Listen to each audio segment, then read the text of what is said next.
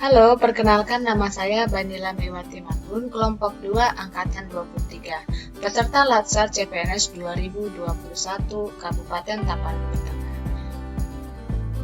Pengampu materi adalah dengan Ibu Iyam Nurmahria, SST MKes.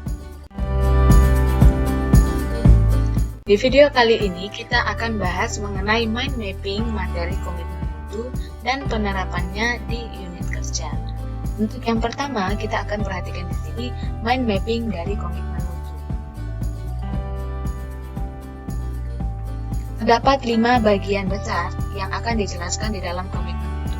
Yang pertama adalah konsep dasar dari komitmen mutu, kedua nilai-nilai dasar koorientasi mutu, 3 pendekatan inovatif, 4 membangun komitmen, dan 5 berpikir kreatif.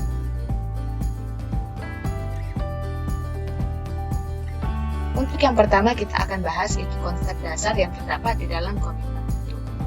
Yang pertama adalah efektivitas.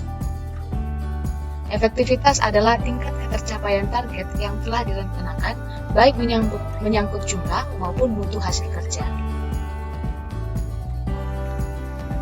Sedangkan efisiensi adalah tingkat ketepatan realisasi penggunaan sumber daya dan bagaimana pekerjaan dilaksanakan, sehingga tidak terjadi pemborosan sumber daya, penyalahgunaan alokasi, penyimpangan prosedur, dan mekanisme yang keluar jalur.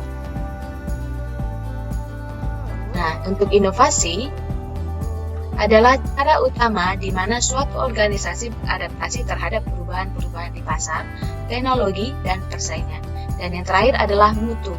Mutu mencerminkan nilai keunggulan produk atau jasa yang diberikan kepada pelanggan atau customer sesuai dengan kebutuhan dan keinginannya, dan bahkan melampaui harapannya.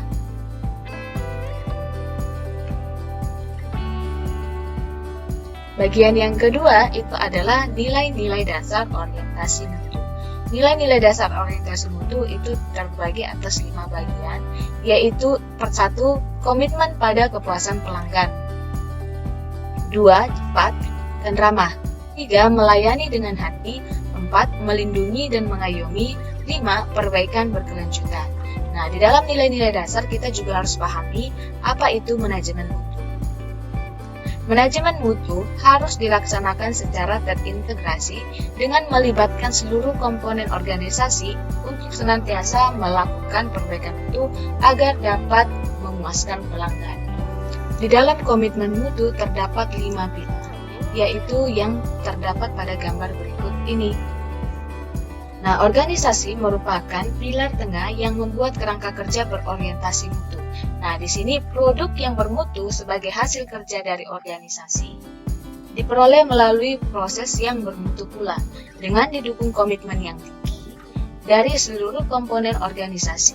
Organisasi tersebut tidak akan mencapai target kelembagaan secara efektif, efisien, dan inovatif tanpa ada pemimpin yang kuat dan kredibel. Selanjutnya adalah fishbone yang terdapat pada manajemen mutu. Nah, kita perhatikan fishbone manajemen mutu berikut. Pada baris atas itu merupakan tugas pimpinan untuk menyusun rencana mutu, mengawasi pencapaian mutu, dan menetapkan program perbaikan mutu secara berkelanjutan. Nah, sedangkan pada garis bawah itu merupakan tanggung jawab dari aparatur untuk mengikuti sosialisasi terkait rencana mutu, implementasi dan pengawalan mutu, serta memberikan output atau outcome-nya.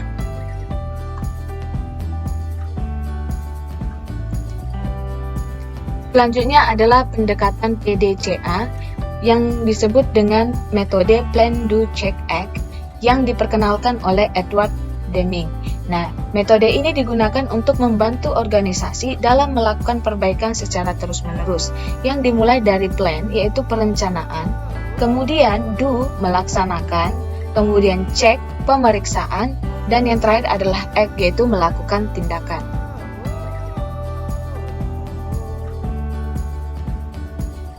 Selanjutnya adalah pendekatan inovatif. Nah, di sini terdapat 4 cara untuk berinovasi. Yang pertama adalah penemuan, yaitu dengan cara mengkreasikan suatu produk, jasa, atau barang yang belum pernah dilakukan sebelumnya. Kemudian yang kedua adalah melakukan pengembangan, yaitu dengan cara mengembangkan produk, barang, jasa, atau proses yang sudah ada. Kemudian dilakukan dengan cara duplikasi, yaitu menirukan produk, jasa, atau proses yang sudah ada. Dan yang terakhir adalah dengan cara sintesis. Nah, cara sintesis ini adalah cara perpaduan konsep dan faktor-faktor yang sudah ada menjadi formulasi baru.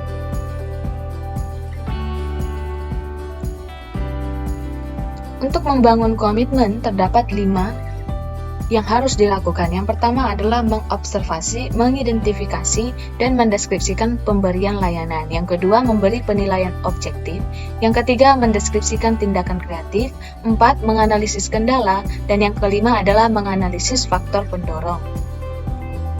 Oke, selanjutnya kita akan masuk ke bagian berpikir kreatif. Untuk berpikir kreatif itu memiliki 3 indikator.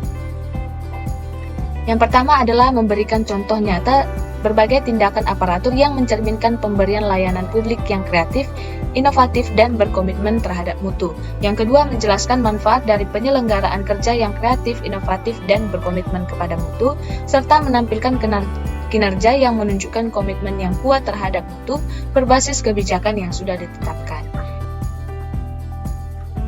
Selanjutnya adalah menunjukkan kemampuan orang untuk menghasilkan atau menciptakan sesuatu yang baru atau berbeda.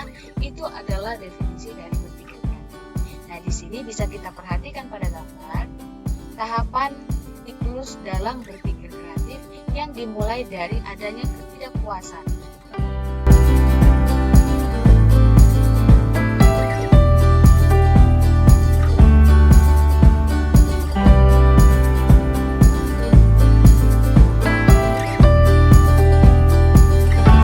Video mengenai komitmen mutu, semoga bermanfaat.